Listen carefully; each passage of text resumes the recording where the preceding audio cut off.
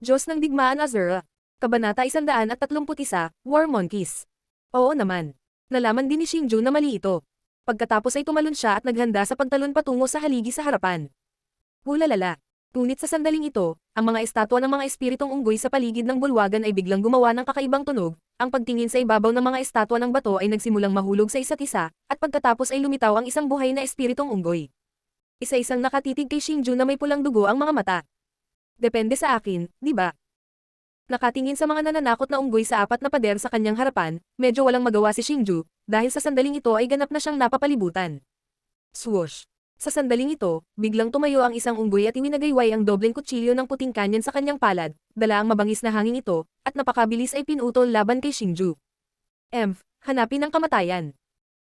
Nang makita iyon, bamantong hininga si Xingju, at pagkatapos ay isang kumikislap na katawan, iyon ay, upang itago ang pag-atake ng unggoy, pagkatapos ay itinaas ang kanyang kanang binti ng husto, at isang dagat ng pagkakakulong sa mabangis na hangin na ito ay nakaharap sa kanya.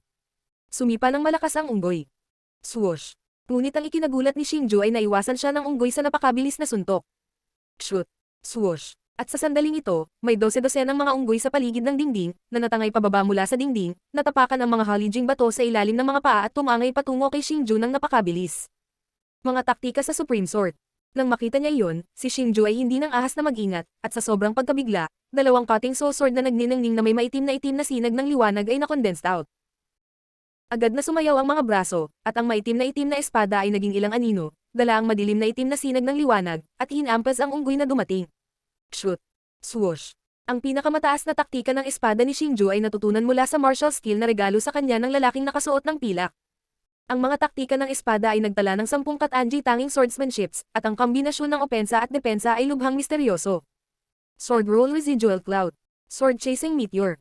Janting siyam na araw. Habang ipinakita ni Xingju ang iba't ibang swordsmanship ng Supreme Sword Skills, ang dalawang cutting soul sword sa kanyang kamay ay parang iba't ibang mahiwagang sundalo. Minsan, ang isang marahas na hangin ay natangay, at kung minsan ay nagiging ilang mga bulalakaw pagkatapos mag-swipe, at pagkatapos ay naging isang umuungal na dragon na nagmamadaling pumunta. Ang anino ng espada sa paligid ng Xingju ay kumikislap, ang mga sinag ng liwanag ay mayabang, at walang unggoy ang maaaring manatili malapit kay Xingju. Sa halip, ito ay pinigilan ni Xingju. Sa ilalim ng napakaraming esprimador ni Xingju, kahit na may kakayahan ng mga espiritong unggoy, binugbog din sila ni Xingju nang walang kakayahang lumaban. Sa tunog ng panaghoy, nagsimula silang mahulog sa kalaliman sa ilalim ng kalaliman. Pagputol ng espada ng kaluluwa, espada chi.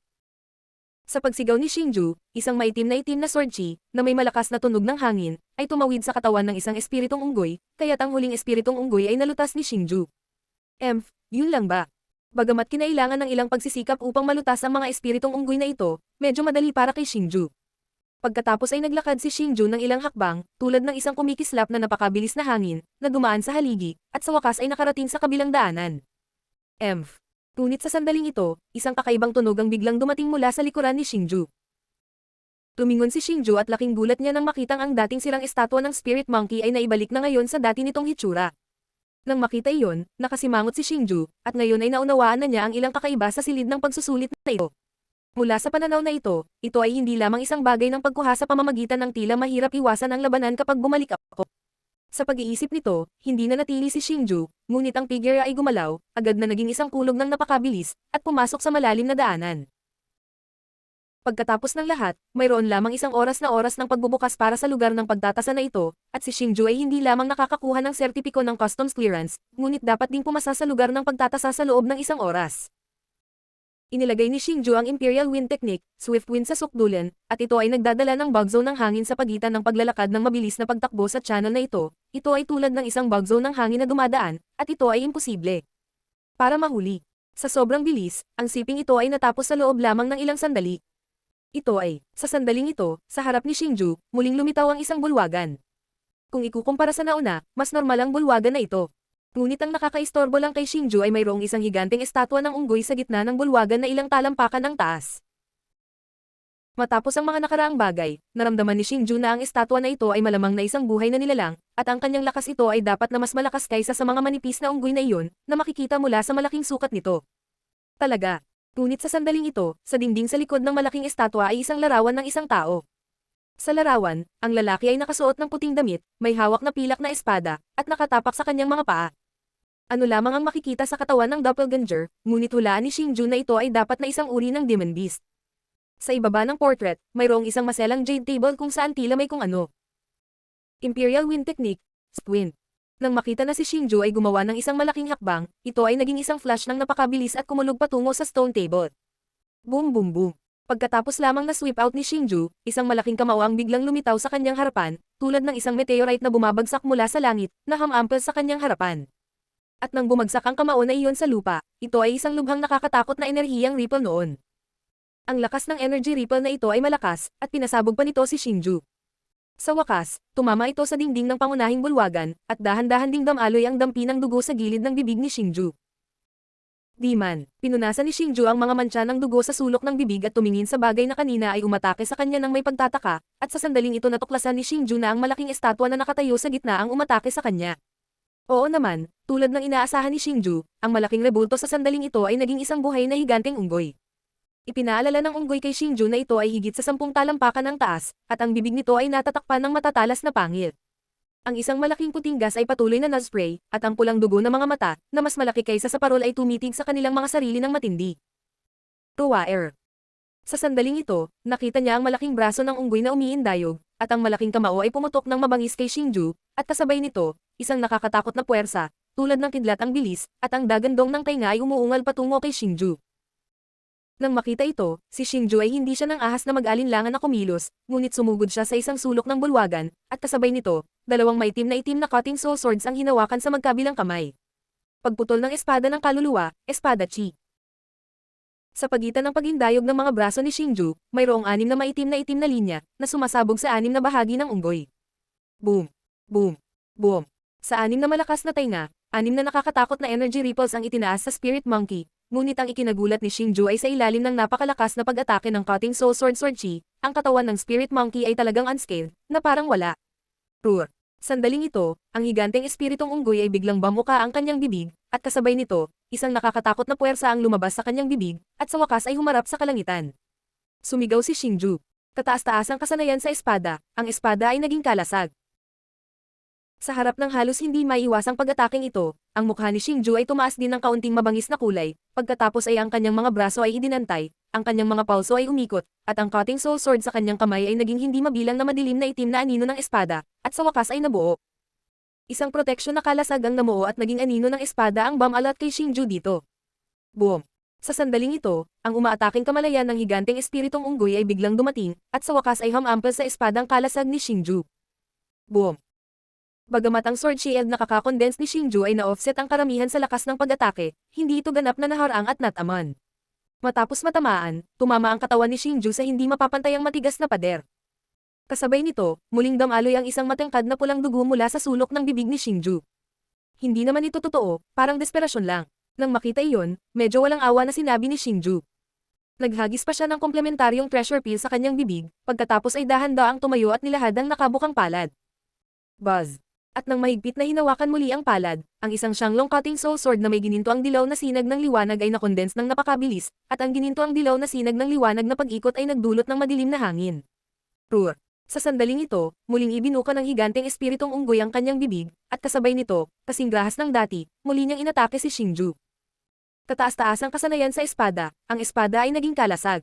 Nang makita ito, hindi natakot si Xingju. Isang hakbang pasulong ay napalitan ng kulog, at ang puwersa ay natangay. Kasabay nito, ang pulso ay umikot, at ang tanglong cutting soul sword ay napalitan ng isang napakarilag na kalasag ng espada. Boom! Ang malakas na puwersa ay binomba ang sword shield ni Xingju, na nagdulot ng malakas na ripple ng enerhiya, ngunit sa pagkakataong ito ay hindi nito nabasag ang Xingju sword shield tulad ng dati, ngunit ang sword shield ay parang sira. Ang mga walang laman na meteor ay karaniwang tumagos sa pag-ataking iyon. Supreme Sword Skill, Flying Swords.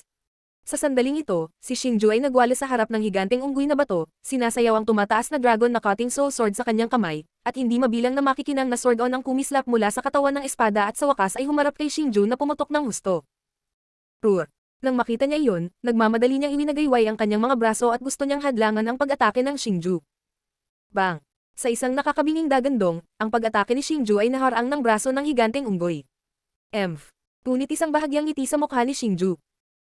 Pagkatapos nito, ang braso ng espiritong unggoy, nagsimulang mag-alab ang kakaibang apoy ng maitim na itim at ginto, at ang apoy ay lumawak ng napakabilis, na agad na kumalat sa katawan ng higanteng espiritong unggoy, at sa wakas ay binalot ito. Pagkaraan ng ilang sandali, nang mawala ang apoy, nawala ang higanteng espiritu ng unggoy kasama ng apoy. Puff! Ngunit sa sandaling ito, biglang dumura si Xingju ng dugo, at sa parehong oras ay namutla ang kanyang mukha, mabilis na kumuha si Xingju ng isang top-grade na treasure peel at itinapon ito sa bibig. Oo naman, sa aking kasalukuyang lakas, hindi ito magiging sapat upang maglaro ng Thanglong Cutting Soul Sword sa loob ng mahabang panahon. Matapos ang lunukan ng treasure peel, sinabi ni Xingju na may mapait na ngiti. Bagamat ang kapangyarihan ng Thanglong Cutting Soul Sword ay napakalakas, ang Xingju ay hindi magagamit ng mahabang panahon, kung hindi, habang mas matagal itong ginagamit, mas magiging seryoso ang backlash. Sa madaling salita, ito ay isang uri ng nakakaubos ng buhay na martial skill. Gayunpaman, sa wakas ay naging matagumpay. Pagkaraan ng ilang sandali, ang pinsala ni Xingju ay bumuti ng husto, at dahan-dahan siyang naglakad patungo sa stone table. Hindi. Ito lang ba? Ngunit nang lumakad si Xingju sa mesang bato, laking gulat niya nang makitang may lamang kahoy na token sa mesang bato. Bagamat kahoy ang token, kumikinang ito ng kaunting liwanag. Alam ni Xingju na ito ay dapat na ang sertipiko ng pagpasa sa pagtatasa.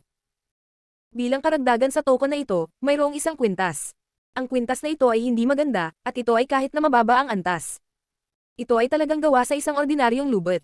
Bilang karagdagan sa lubid na ito, mayroon itong cylindrical na hugis. Ang puting jade pendant ng katawan ay nakaukit ng salitang essence.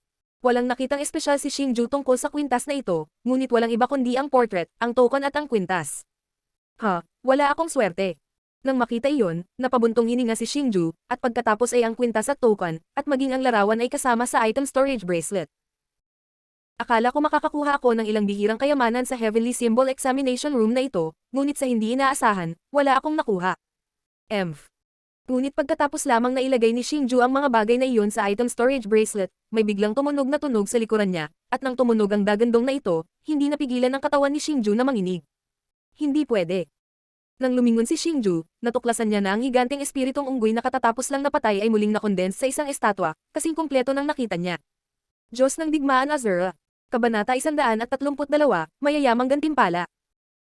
Sa ngayon, sa Gossip Square ng Floating Clouds Mountain Haoshan, ilang main pavilion elder, at ng inner pavilion at ngayon ay nakatayo pa rin doon si Great Elder Luo Zenshan na may nangingibabaw na pagkamangha. Bilang karagdagan sa kanila, naroon si Zhao Yu na nakatayo sa gilid na may masayang ngiti. Sa sandaling ito, hindi lamang matagumpay na naipasa ni Zhao Yu ang pagsusuri sa lokal na silid ng pagsusulit ng karakter, ngunit nakakuha din siya ng Earth Rank Elementary Level Town Pavilion na martial skill. Bagamat hindi mailabas ang martial skill, natanggap ito ni Zhao Yu sa kanyang isipan. Sa pangkalahatan, ang ani ng Zhao Yu ay napakayaman, kaya natural na ako ay napakasaya. Sanding ito, ang enchantment ng Herringbone Gate ay biglang pumihit, at pagkatapos ay lumitaw ang isang figure mula sa enchantment na iyon, at iyon ay si Hubin. Guro, nagtagumpay ako. Nang lumitaw si Hubin, iniswing niya ang clearance token sa kanyang kamay at tumakbo sa excited na bahagi ni Luo Zenshan. Matapos makitang matagumpay na nakapasa sa assessment si Hubin, isang masayang ngiti ang lumitaw sa mukha ni Luo Zenshan. Pagkatapos ng lahat, si Hubin ang kanyang paboritong disipulo. Ngayon ang kanyang mga alagad ay matagumpay na nakapasok sa pangunahing pavilion. Ang kalikasan ni Master ay masaya para sa kanya. Elder Lily, Elder Chento, isang oras na ang nalalapit, mukhang pag-aari ko na ang mahiwagang gamit niyong dalawa. Sa sandaling ito, napatingin si Elder Chiwo sa item storage bracelet na nakalagay sa square, Hefeng Libaljian, ngumiti ng may pagmamalaki. Bueno, hindi pa dumarating ang isang oras, paano mo malalaman na nabigo si Xingju? Nanunuya si Elder Lily, ngunit sa kabila ng matigas na ugali sa ibabaw, labis siyang kinakabahan sa sandaling ito. Pagkatapos ng lahat, malapit nang dumating ang isang oras, at hindi pa lumalabas si Xingju. Hindi mo man lang naisip na makakapasa si Xingju sa Heavenly Symbol Examination Room na iyon, ang Imperial Wind Pavilion ay nagtayo ng pavilion sa daan-daang taon, gaano karami na ang pumasok at ni isa ay wala pang nakalabas ng buhay sa pagsubok na ito. Matapos makita ang matigas na ekspresyon ni Elder Lily, sinabi ni Elder Chiwo na may kasamang ngiti. Ngunit sa sandaling iyon, ang tatlong tarangkahan ay biglang nagsimulang manginig ng marahas, at ito ang pasimula sa pagsasara ng tatlong engkantadong tarangkahan. Nang makita nila iyon, lahat sina Elder Luo, Elder Lily, at Elder Chento ay nakasimangot, at ang kanilang mga puso ay labis na nababalisa. Walang sino man sa kanilang tatlo ang gustong mabaigo si Xingju, ngunit sa sandaling ito ay wala na sila. Ibaba. Kung ikukumpara sa kanila, si Elder Chiwo ay mailalarawan bilang isang mapanuksong ngiti.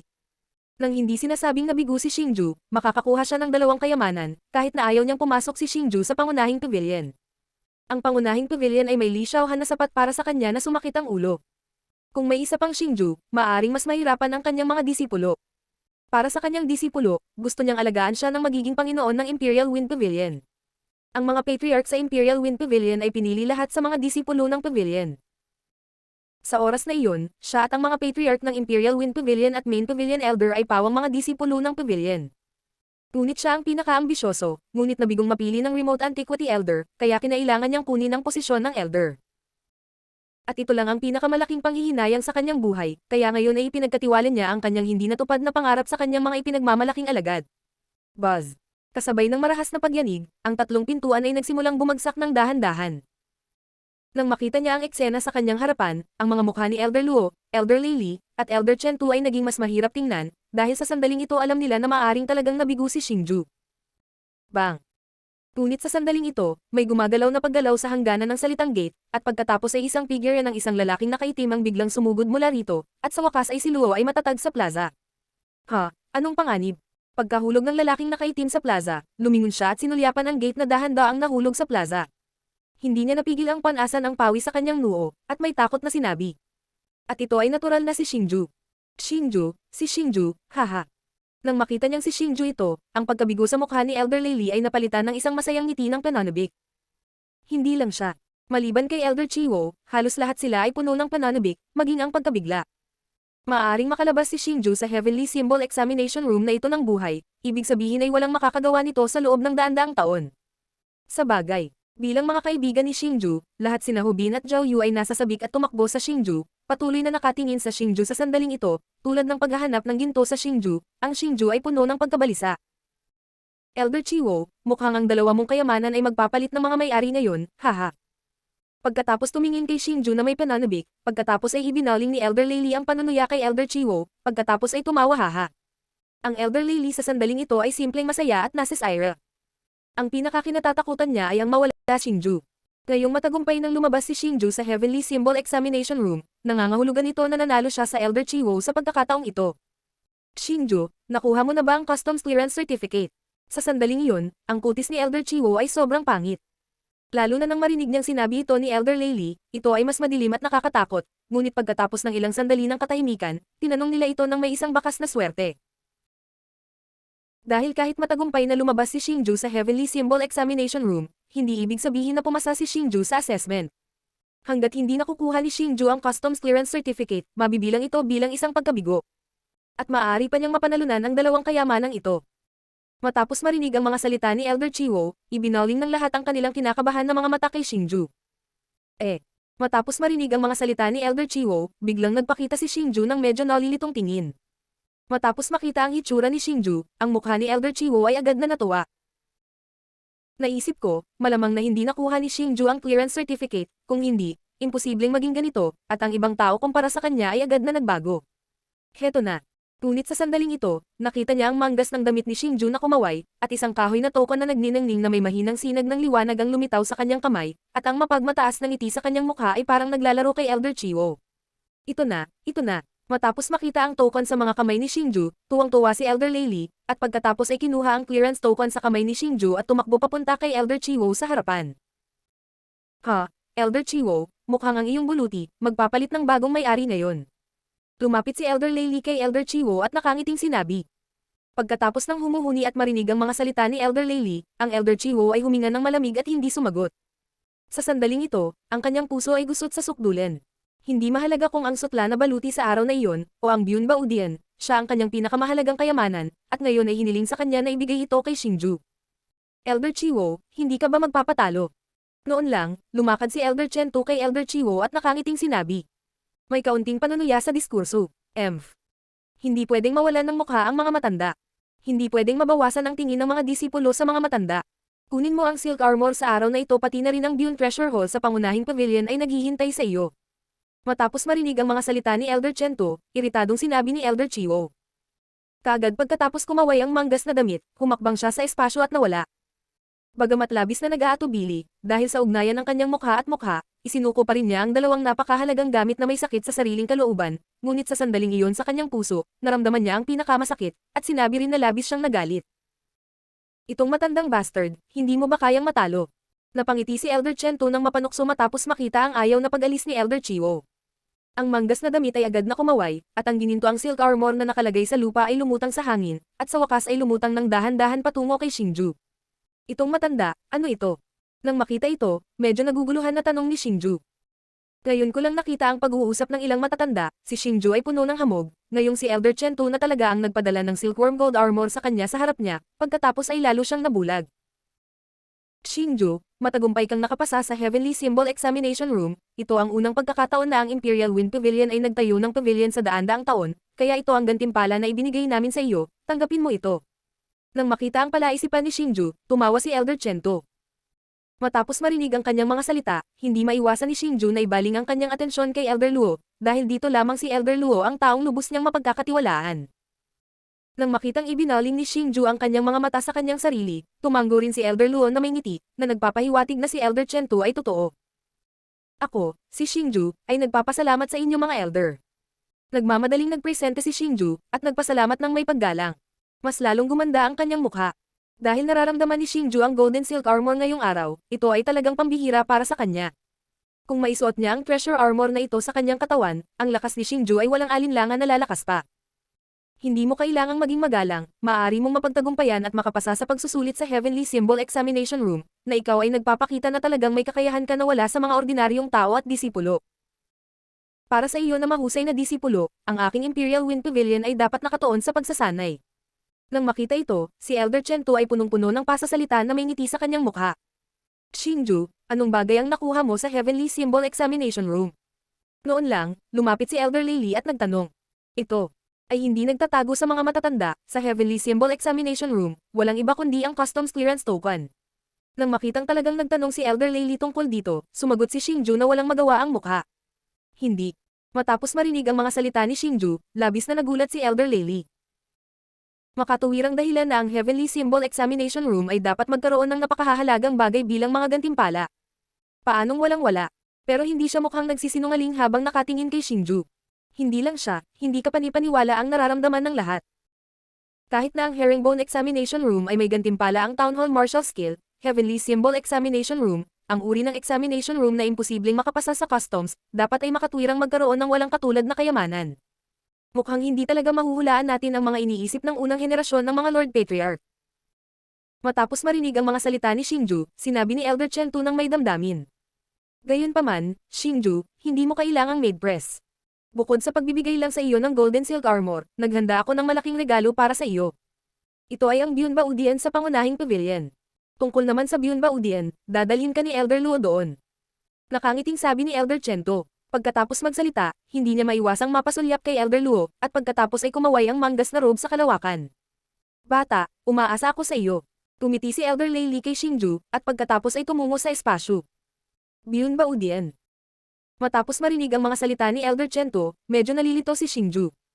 Dahil hindi alam ni Xingju, maraming matatanda dahil sa kanyang taya. Xingju, maaari kang makakuha ng isang malaking bargain sa oras na ito. Noon lang, sinabi ni Hubin na may inggit kay Xingju. Pagkatapos noon, ikinwento ni Hubin kay Xingju, at pagkatapos marinig ang mga salita ni Hubin, biglang natauhan si Xingju, at pagkatapos ay hindi niya maiwasang matawa. Nang pumasok ako sa Heavenly Symbol Examination Room sa pagkakataong ito, kahit na wala akong nakuhang mahalagang bagay, ang dalawang regalo ni Elder Chiwo ay talagang sapat na. Ngunit kumpara sa pananabik ni Xingju at ng iba pa, malungkot na bumuntong hininga si Elder Luo. Diyos ng Digmaan Azura. Kabanata 133, Mainit na Patatas. Pagkatapos ng isang chat, si Xingju at ang iba ay nagpalit sa gininto ang pangunahing damit ng pavilion, at pagkatapos ay pumasok sa pangunahing pavilion sa ilalim ng pamumuno ni Elder Luo. Ang token ng customs clearance sa kanilang mga kamay ay ang kanilang natatanging token. Gamit ang token na ito sa Imperial Wind Pavilion na ito, kahit na ang mga elder ng Inner Pavilion ay hindi nang ahas na tretuhin sila. Ang mga disipulo ng pangunahing pavilion ay isang espesyal na uri sa Imperial Wind Pavilion. Ang pagkakaroon ng ay ang tunay na pangunahing disipulo ng Imperial Wind Pavilion. Sa pangunahing pavilion, may mga itinayo na magaganda at magarang treasure hall, at ang ilan sa mga ito ay mas matangkad pa sa iba, na itinayo sa mga ulap, tulad ng palasyo ng engkanto sa Fairyland, maganda at talagang maganda. Sa maraming templong ito, mayroong isang napakagandang templo. Ang kahangahangang ginto at kahangahangang mga palasyo ay puno ng mga katanji tanging jade relief, na lumilitaw sa kapaligiran ng palasyo at matikas, ngunit ang Byun Temple na ipinakita ni Elder Chiwo kay Xingju. Isa sa mga pinakamarangyang palasyo sa buong Imperial Wind Pavilion. Wow, ang treasure hall na ito ni Xingju ay may sapat na estilo, at hindi ko alam kung magiging napakaganda ng aking treasure hall pagkatapos itong may tayo. Sa sandaling nasa Bune Treasure Hall, naiinggit si Ho Bin habang nagsasalita. Ang pagtrato na tinatamasa ng mga disipulo ng pangunahing pavilion sa Imperial Wind Pavilion ay napakataas, kaya ang bawat bagong disipulo ay makakakuha ng bagong templo. Siyempre, kailangan ng ilang oras upang may tayo ang templo. Ang orihinal na Ho Bin at Zhao Yu ay kailangang nasa Inner Pavilion time upang hintayin ang kani-kanilang mga templo na may tayo bago pumasok sa pangunahing pavilion. Ngunit ang treasure hall na ito ni Xingju ay hindi lamang napaka-engrandi, kundi napakalaki din, at mas maraming katulong ang inilalaan kaysa sa iba pang treasure hall, kaya inimbitahan ni Xingju sina Ho Bin at Zhao Yu na manatili ng ilang araw. Kalimutan mo na, sabi nga ito ang Bune Baudian ay isa sa pinakamaringal na treasure hall sa pangunahing pavilion. Sa pangunahing pavilion na ito, hindi hihigit sa 3 treasure hall ang maihahambing sa Bune Baudian. At ang mga pinuno ng 3 bulwagan na iyon ay ang Imperial Wind Pavilion, Remote Antiquity Elder, at Main Pavilion Great Elder, at maging ang mga elder ng pangunahing pavilion ay walang ganitong uri ng paggamot. Matapos marinig ang mga salita ni Ho Bin, si Zhao Yu ay nanlamig na maputi. Oh my God, ang Xingju na iyon ay walang katulad sa Imperial Wind Pavilion, tamasahin ang parehong pagtrato. Matapos marinig si Zhao Yu, mas nakakainggit si Ho Bin. Sina Ho Bin at Hu Yu ay bumibisita na ngayon sa Bune Baudian sa ilalim ng pamumuno ng isang utusan, habang si Xingju ay nakikipag-chat kay Elder Luo sa isang maliit na sala. Elder Luo, sa araw na ito ang Silkworm Gold Armor ay talagang isang kayamanan, ang depensa ay dapat nakamangha-mangha. Pinagmasdan ni Xingju ang kumikinang na Silkworm Gold Armor sa kanyang mga kamay. Ang Silk Armor sa araw na ito ay hindi isang bagay lamang, ngunit ito ay isang kayamanan. Hinaplos ni Elder Luo ang balbas at nakangiting sinabi. Sa kanyang mga mata, ipinakita rin niya ang kanyang pagmamahal sa Treasure Armor. Kayamanan. Matapos marinig ang mga salita ni Elder Luo, blanko ang mukha ni Xingju. Para sa bokabularyo na ito, narinig si Xingju sa unang pagkakataon. Oh, ang iyong disipulo ay hindi pa rin kasali sa mundo. Matapos makita ang hitsura ni Xingju, walang magawang umiling si Great Elder. Mangyaring ipahayag din ang Great Elder. Nang makita niya ito, mabilis na nagtanong si Xingju ng magalang, alam niya na ang kayamanan na binanggit ni Great Elder ay dapat may mas malalim na kahulugan. Nasanay na ang mga tao na tawagin ang mga bihirang bagay bilang kayamanan. Ang mga kayamanan ay namarkahan din, at sa pangkalahatan ay nakakalat sa mga katutubong kayamanan, ngunit ito ay walang malaking epekto para sa akin bilang isang cultivator. Kaya hindi ito isang kayamanan sa aking paningin. Ngunit hanggat ang kalidad ng isang kayamanan ay lampas sa pagkilala ng mga mortal at maaaring gamitin ng mga practitioner, ito ay tatawaging isang kayamanan. Ang kayamanan ay isang bihirang kayamanan sa Sky Martial Continent. Kung ang cultivator ay maaaring magkaroon ng kayamanan upang makatulong, ito ay masasabing mas makapangyarihan at maaaring tumayo mula sa parehong antas. Kung makuha mo ang top grade na kayamanan, ito ay mas mahusay kaysa sa mga kalaban ng iyong sariling mataas na ranggo ay maaari ding lumaban sa isang labanan. At itong gintong baluti na sutla sa iyong kamay ay isang kayamanan. Ang kayamanang ito ay ibinigay ng Remote Antiquity Elder pagkatapos ng halalan ng pinuno ng gabinete upang patatagin ang ilang Main Pavilion Elder. Ito pa rin daw ang kayamanang iniwan ng unang henerasyon ng mga patriarka sa Imperial Wind Pavilion. Dahan-dahan ang paliwanag ni Great Elder. Malinaw na alam ng ilang tao ang pinagmulan ng Golden Silk Armor na ito. Sa orihinal, ibig sabihin ba nito na ang Golden Silk Armor sa araw na ito ay ang pinakamahusay na treasure armor sa mundo? Matapos marinig ang mga salita ni Elder Luo, hindi napigilan ni Xingju na magningning sa dalawang mata.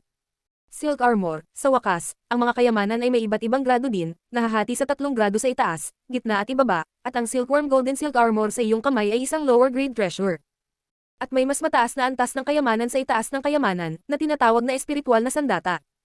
Sinasabi na ang espiritual na sandata ay mayroon ng sariling espiritual na karunungan at hindi basta-basta mauuri sa katalusan ng kayamanan. Ang sandata ng espiritu, kahit nasa Sky Martial Continent na ito, ay isa ring maalamat na pag-iral. Ang mga maaaring magkaroon ng espiritong sandata ay ang lahat ng mga nangungunang malakas sa kontinenteng ito. Nagpatuloy si Elder Luo sa pagpapaliwanag, at ang mga salita ay puno ng mga pagkasabik ngunit may paggalang. Oh my God, mayroon pa ring isang mahiwagang bagay. Sa sandaling ito, si Xingju biglang naramdaman lang niya na parang palakang tumalon mula sa ilalim ng malalim na balon, at naramdaman niyang napakababa ng dati niyang kaalaman. Kasabay nito, may kaunting pananabik para sa tinatawag na espiritual na sandata. Hindi ko maiwasang isipin ang kayamanan ng Island of the Immortals.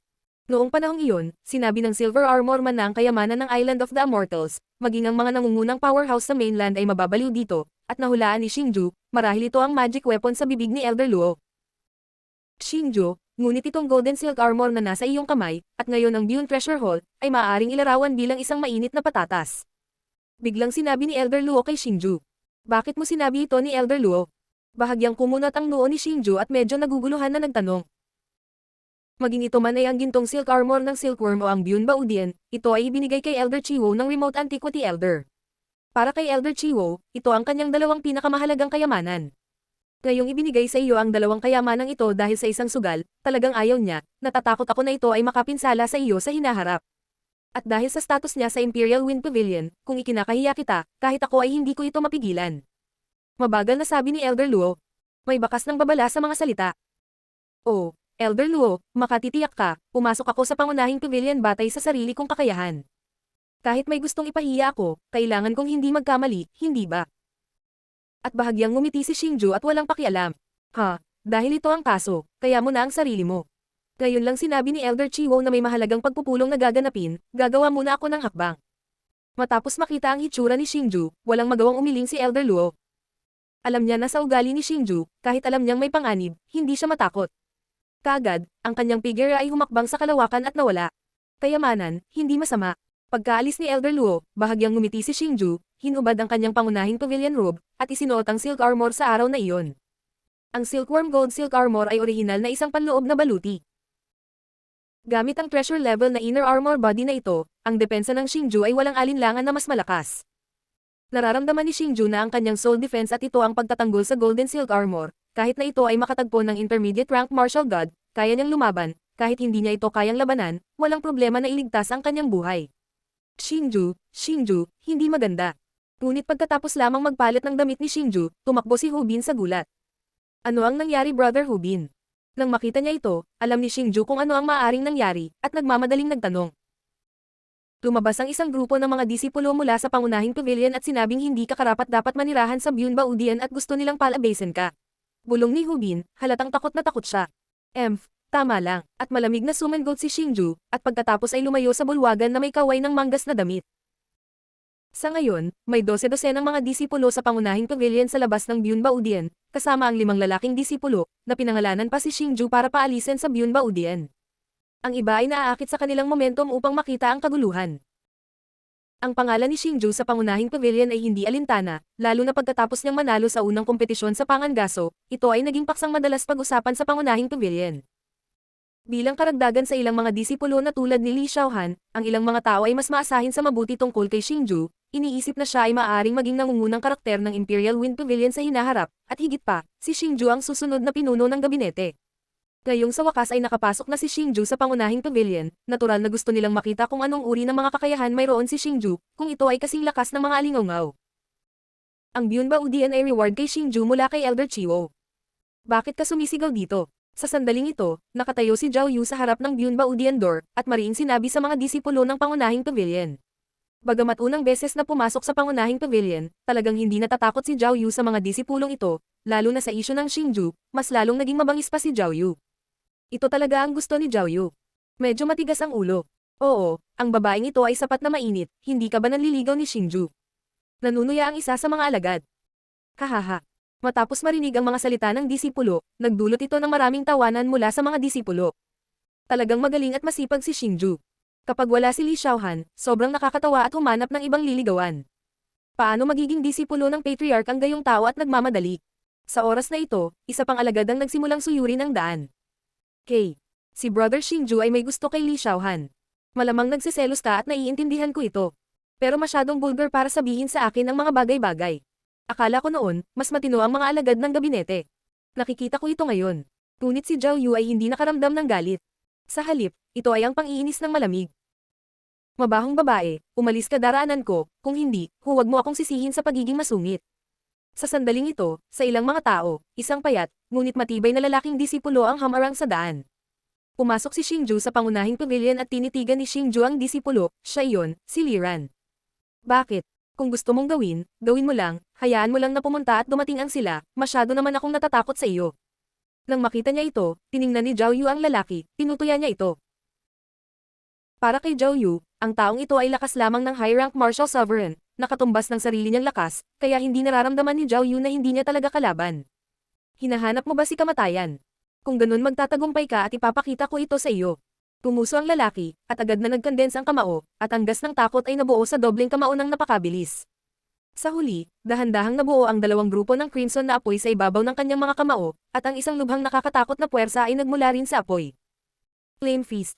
Matapos makita ang apoy sa dobleng kamao ng mga lalaki, hindi maiwasang magbago ang kutis ni Zhao Yu, takot na siya nang makita niya ang inihiyang bumabalot sa kamao ng lalaki.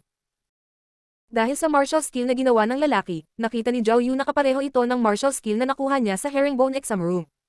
Ito ay isang uri ng Earth Rank Elementary level na martial skill, at ang lakas ng pag-atake ay napakalakas. At para sa klase ng martial skill na ito, sa sandaling ito, wala siyang anumang hakbang upang labanan. Tama ang hula mo. Matapos makita ang gulat sa mukha ni Zhao Yu, talagang natawa ang lalaki sa malamig na boses, at sa parehong oras ay pumutok ang kanyang mga kamao, at ang dalawang grupo ng apoy ay agad na naging dalawang grupo.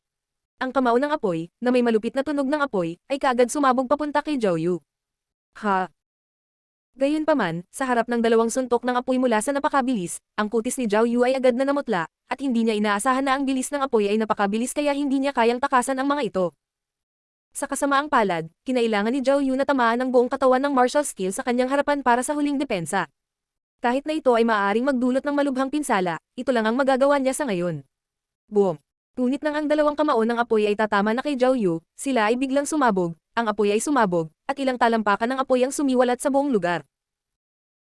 Ang sumisikat na apoy ay biglang may mga kislap na tumilamsik, at ang nakakatakot na init ay kumalat sa buong espasyong ito. Ha! Sayang naman ang kagandahan. Sa pagtingin sa matinding apoy sa kanilang harapan, ang ilang mga tao ay umiling ng walang magawa, iniisip nila na ang Li Ran na ito ay walang awa upang pretuhin ang isang babaeng disipulo na kahit na walang kamay. Gayunpaman, pagkatapos kumalat ang apoy, nagulat ang mga tao nang makitang si Zhao Yu ay nakatayo roon ngayon, na walang bakas na mga galos sa kanyang katawan. Sa tabi ni Zhao Yu, may isang lalaking may maaliwalas na mukha. Ang mga mata ng lalaki ay kasing bangis ng isang agila. Ang kanyang gintong balabal ay walang hangin at automatiko, na nagbibigay sa lahat ng hindi nakikitang pakiramdam ng pang-api. Diyos ng Digmaan Azura. Kabanata 134, by Tianyo. Xingju. Sa oras na ito, nakilala ni Li Ran na ang taong ito ay hindi ibang tao, ngunit ito ay ang Xingju na kanilang hinahanap. Xingju. Siya si Xingju. Matapos marinig ang mga salita ni Li Ran, iba-iba ang tingin ng mga disipulo ng pangunahing pavilion kay Xingju, at nagsimulang tumunog ang iba't ibang salita sa talakayan. Di man, siya ba si Xingju? Pagkatapos ng paglitaw ni Xingju, ang ilang mga lalaking disipulo ay naghagis ng kanilang mga galit kay Xingju, at ito ay natural na mga taong sumasamba kay Li Xiaohan. Nako, hindi ko maisip itong Xingju, medyo gwapo pala ito. Mayroon din ilang mga babaeng alagad na nakangiti na may kaakit-akit na pulang mukha. Walang alinlangan, bilang mga babae, talagang umaasa pa rin sila kay Xingju. Gustong-gusto ng mga magaganda ang mga gwapong lalaki, at dito nanggaling ang mga diwata. Sinasabi ba ng iilan sa inyo na hindi ako karapat-dapat na maging disipulo ng pangunahing pavilion? Sa sandaling ito, sumulyap ng masama si Xingju kay Li Ran at sa iba pa, at pagkatapos ay malamig na sinabi. Ha?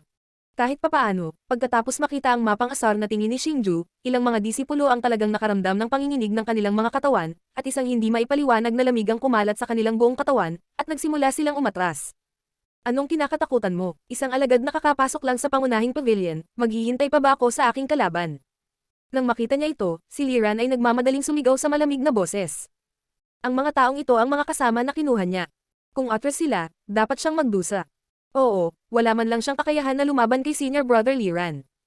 Nakita ko ito ng sarili kong mga mata.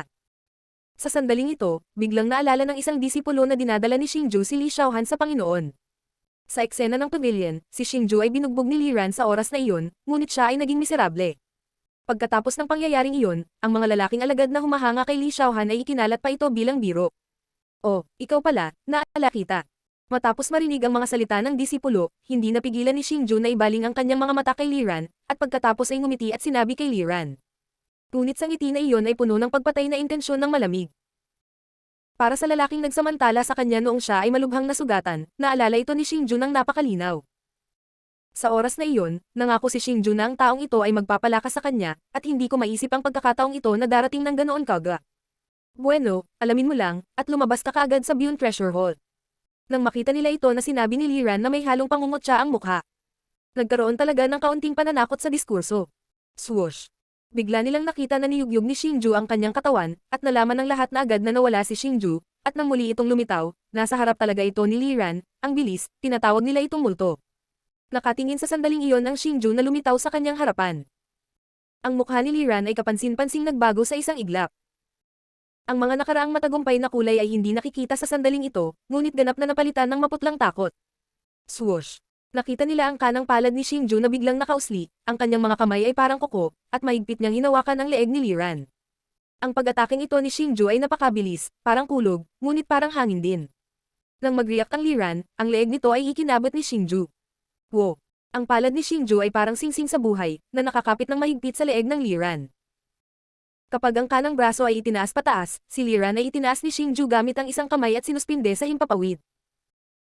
Sa ngayon, si Liran ay labis na nasasaktan, ang kanyang mga kamay ay nakabakal sa kanang kamay ni Xingju, ang kanyang mga paa ay patuloy na nakabitin sa hangin, ngunit sa kabila ng kanyang pagpupumiglas, hindi niya maalog ang palad ni Xingju.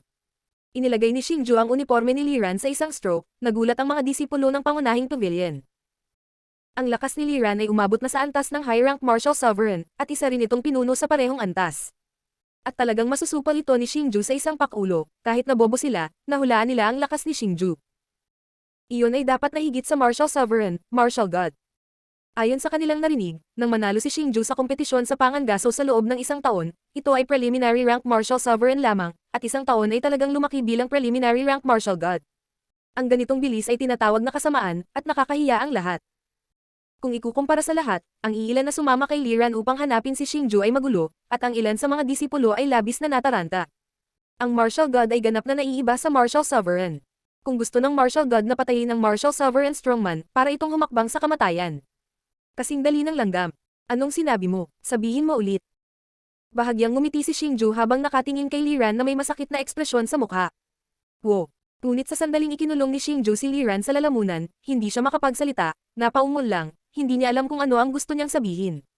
Oh, sabi mo hindi ako maglakas loob na patayin ka, at nagkunwari si Xingju na may naiintindihan at nakangiting sinabi. Puno ng sarcasm ang ngiti. Ang taong bumugbog sa kanya nang wala man lang kapangyarihan para mabawi ito ngayon ay naging mahinang tao sa kamay ni Xingju. Hanggat ginagalaw ng kaunti ni Xingju ang kanyang daliri, maaari niyang mabali agad ang kanyang leeg at makapagpalon sa mundo. At ito ang malaking puwang sa lakas, ang puwang na hindi mabubuo.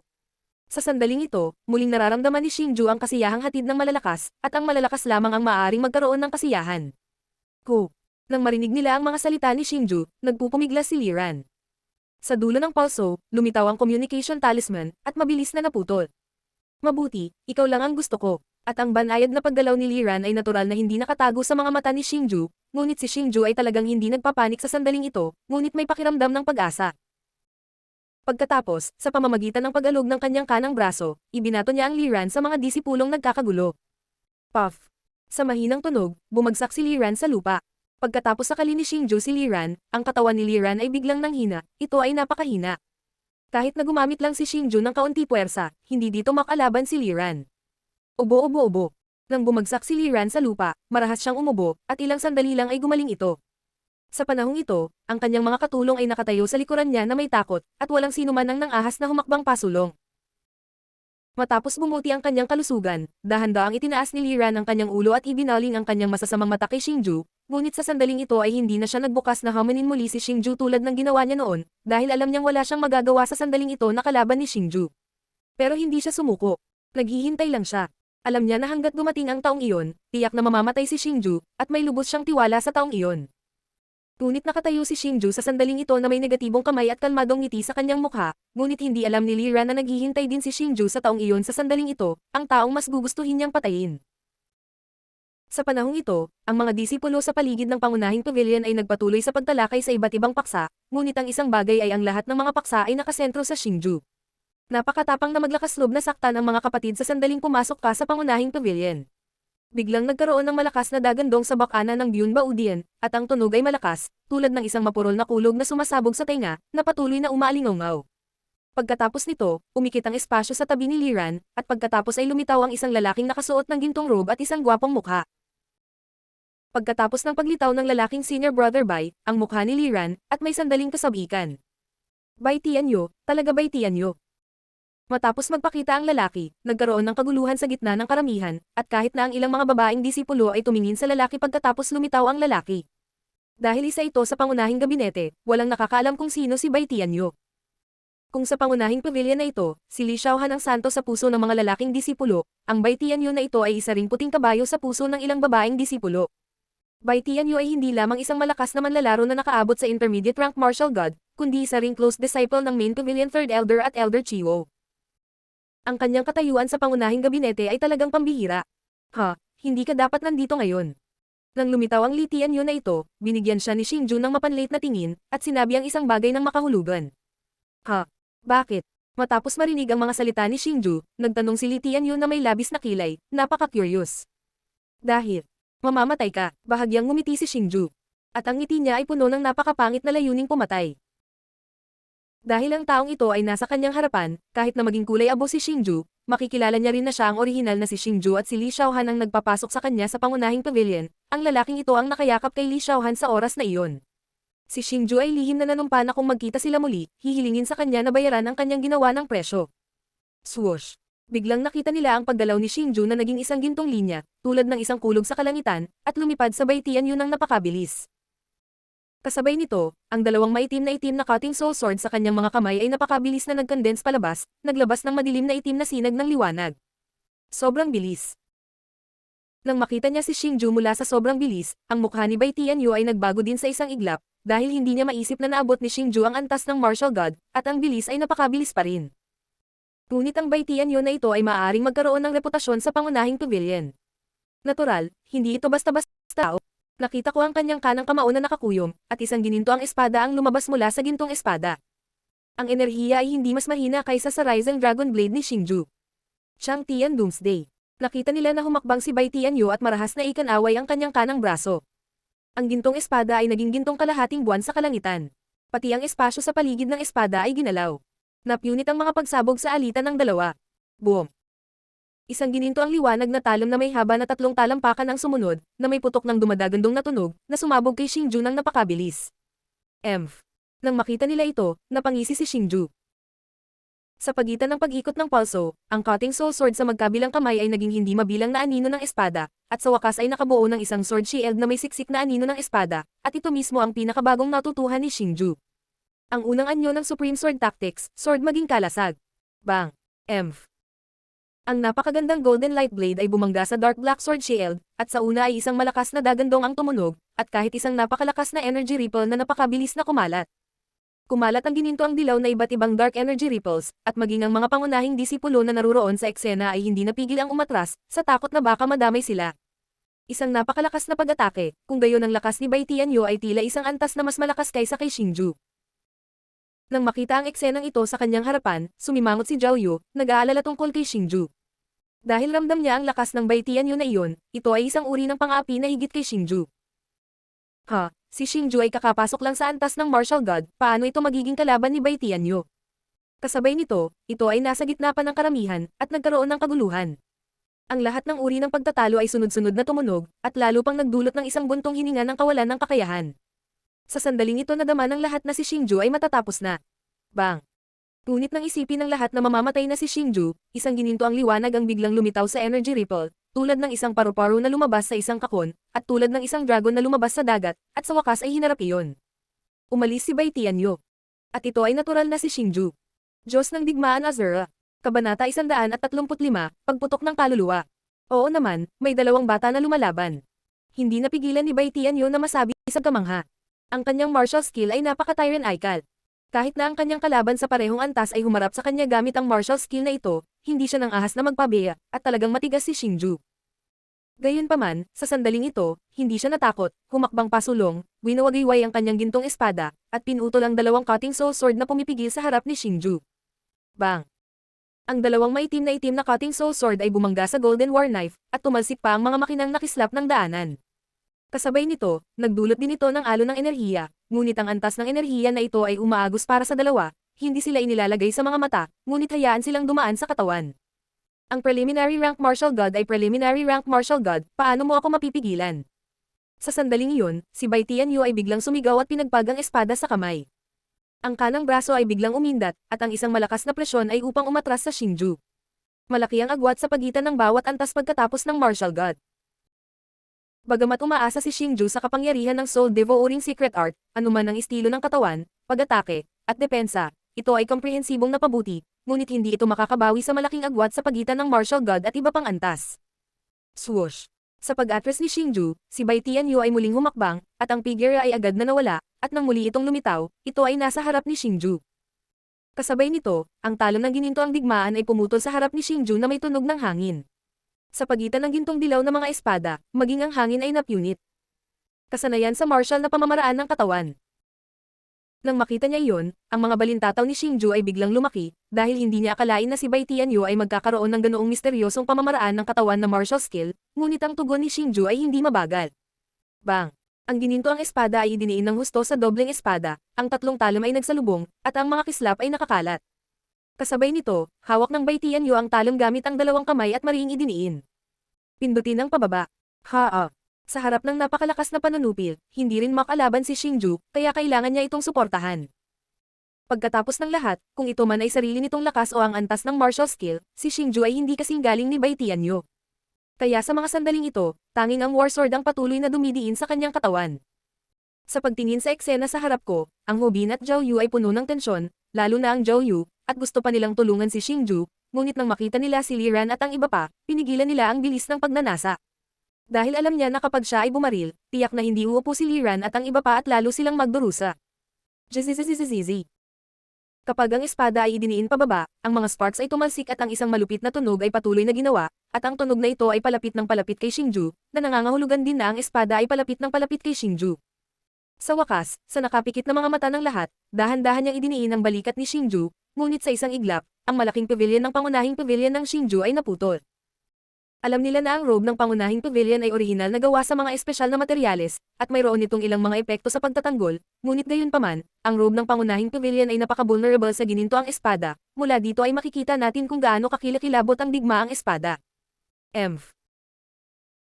Ngunit nang isipin ng lahat na si Xingju ay lilipad na may dugo, ang kutsilyo ng digmaan ay nanatili sa balikat ni Xingju, at pagkatapos ay nagsimula itong magbuga ng maliwanag na gininto ang sinag ng liwanag sa katawan ni Xingju. Ang talom ng gininto ang digmaan at ang gininto ang sinag ng liwanag ay nagbanggaan sa isa't isa, at ito ay isang makinang nakislap, at ang natural na bagay na hamarang sa pag-atake ni Bai Tianyu ay ang kayamanan na Tianjin Silk Armor kay Xingju. Bata, ikaw. At pagkatapos na makita ang Silkworm Gold Armor kay Xingju, ang Bai Tianyu ay nagpakita pa ng isang kakilakilabot na kulay, at pagkatapos ay humakbang, at isang mas malakas na puwersa ang biglang bumagsak laban kay Xingju. Ang Silk Armor na iyon ay pagmamayari ni Elder Chiwo noong araw na iyon. Nangako siyang ibibigay sa kanya ang reward pagkatapos niyang maabot ang antas ng high-rank martial god, ngunit sa sandaling ito ay nakuha ito ni Xingju. Galit na galit siya nang makita niya ito. Hindi lamang inalis ni Xingju ang kanyang pinakamamahal na si Li Xiaohan, ngunit maging ang mga bagay na ipinangako sa kanya ng kanyang guro, hindi niya kayang lunukan ang tono na iyon, sa sandaling ito ay isa lang ang gusto niyang gawin, iyon ay, hayaan ang Xingju na mamatay. Baba, baba, baba. Patuloy na dinidiin ng Golden War Knife ang treasure armor, ang malupit na tunog ng gasgas, at ang nakasisilaw na gintong sparks ay patuloy na lumilipad. Sa sandaling ito, ang mga balikat ni Xingju ay sumasabog din sa matinding sakit. Kahit na ang Golden Silk Armor ay maaaring pansamantalang labanan ng pag-atake ni Bai Tianyu sa sandaling ito, ang mataas na temperatura na dulot ng friction ay sapat pa rin para makayanan ni Xingju. At alam ni Xingju na kung magpapatuloy ito, kahit na ang Silkworm Golden Silk Armor ay hindi mapipigilan ang pang-aapi ng War Sword, at ito ay mabubuksan sa madaling panahon. Okay lang sabihin na straight knockout lang ito, pero kahit ganoon katagal na panahon ng pagpasa, kahit isang mahiwagang kayamanan ay hindi kayang tiisin. Nang makita ang eksenang ito, mas kinabahan ng lahat, at mas maraming tao ang nagsimulang mag-isip na ang Xingju ay matatapos na, at ang ilang mga tao ay nagsisimulang magdasal ng tahimik, umaasa na si Xingju ay makakalaban. Pagkatapos ng lahat, si Xingju ay inaatake pa rin ng maraming tao. Sila ay umaasa pa rin kay Xingju. Ngunit sa sandaling ito, biglang pumikit ang mga mata ni Xingju, at nang gawin ito ni Xingju, nagulat ang lahat, at naisip pa nga ng ilang tao na sumuko na si Xingju sa pagtutol. Bang! Ngunit nang muling imulat ni Xingju ang kanyang mga mata, isang madilim na kapangyarihan, tulad ng isang sisabog na bulkan, ang lumabas sa katawan ni Xingju, at kasabay nito, ang espada ni Bai Tianyu ay lumilipad palayo. Ano ito? Matapos tumigil ni Bai Tianyu ang kanyang mga hakbang, tumingin siya kay Xingju na may nakakagulat na mukha sa sandaling ito, dahil nang bumuhos ang maitim na kaluluwa ni Xingju, talagang nakaramdam siya ng bakas ng takot, ang takot na ito ay dumating ng hindi maipaliwanag, hayaan siyang maguluhan. Sa ngayon, si Xingju ay napapalibutan ng maitim na Soul Power Group, ang Soul Power ay parang itim na apoy, dahan-dahang tumataas sa Xingju, at kasabay nito, ang katawan ni Xingju ay nagsisimulang lumutang paitaas. Oh my God! Ano ang martial skill na iyon? Tingnan mo, nakatakas talaga siya. Ang galing. At nang makita nila si Xingju, na pinakawalan ng soul eruption sa sandaling ito, nagkaroon ng kaguluhan sa gitna ng mga tao, at isang hindi kapani-paniwalang mata ang nakatutok sa katawan ni Xingju. Ha? Sa sandaling ito, ang madilim na kapangyarihan ay biglang bumuhos sa katawan ni Xingju, at sa parehong oras, ang kapangyarihan ni Xingju ay nagsimulang umakyat. Matapos maramdaman ang pagtaas ng hininga ni Xingju, ang lahat ay mas natulala, mapalakas ba nito ang martial skill? Hindi pa nila narinig ang ganitong klase ng martial skill. Ang martial skill na makakapagpahusay sa lakas nito. Nakakabaliw talaga ang ganitong uri ng martial skill, ngunit sa ngayon may pag-aari si Xingju ng ganito, kaya bakit siya sikat? Mainggit at mainggit lang sila. Sa sandaling ito, si Bai Tianyu ay nakasimangot din, kaya niyang sugpuin si Xingju na ganap na umasa sa sarili niyang superioridad, at sa sandaling ito kung matagumpay na makalusot si Xingju sa intermediate rank martial god, ang dati niyang kalamangan ay wala na. Ngunit sa sandaling ito, biglang huminto ang kapangyarihan ni Xingju nang papalapit sa intermediate rank martial god. Nang makita iyon, nabuhayan ng loob si Bai Tianyu. Hanggat hindi naaabot ni Xingju ang antas ng intermediate rank martial god, mayroon pa rin siyang ganap na kumpiyansa na kaya niyang patayin si Xingju. Tama, ito talaga ang gagawin niya ngayon. Ngunit sa susunod na sandali, nakita nila ang pagliko ng pulso ni Xingju, at isang pressure pill na nagniningning ng mahinang sinag ng liwanag ang lumitaw sa kanyang kamay, pagkatapos ay bahagyang bamuka ang kanyang bibig, at ibinagsak niya ang pressure pill sa kanyang bibig. Ha? Kasabay ng pagpasok ng pressure pill, ang katawan ni Xingju ay biglang naglabas ng energy ripple, napakabilis na kumalat sa paligid ng Xingju, at nang mawala ang energy ripple na iyon, ang lahat ay mas nabigla nang makitang ang lakas ni Xingju ay totoong naabot na ang level ng intermediate rank martial god. Matagal nang alam ni Xingju na sa kanyang kasalukuyang soul power, kahit na may soul eruption, mahirap maabot ang punto ng intermediate rank martial god, ngunit sa kabutihang palad sa panahong nakakuha siya ng maraming treasure pill, at ang treasure pill na kakainom lang niya ay isang Earth rank inferior treasure pill, mayroon ding epekto ng pagpapalakas ng lakas. Sa totoo lang, ang antas ng intermediate rank martial god ni Xingju ay medyo hindi gaanong mahalaga sa ngayon. Ang pagpapabuti ng lakas na nakuha ng kapangyarihan ng soul eruption at treasure pill ay tiyak na may depekto, ngunit sa kabila nito, sapat na ito para kay Xingju. Tingnan mo, naabot na ni Xingju ang antas ng intermediate rank martial god. May mangyayaring magandang palabas dito. Sa sandaling ito, muling kumukulo ang lahat. Sa labanan sa pagitan ni Xingju at Bai Tianyu, mayroon ng daan-daang mga disipulo sa pangunahing pavilion sa plaza sa harap ng Dyunbao Dian. Umakyat pa nga ang ilang alagad sa nakapalibot na templo upang mas malinaw na makita ang labanan. Itong Xingju, may dalawang tinatagong lak talaga. Ang nakababatang Sister Xiaohan ay napaka-visionary pa rin.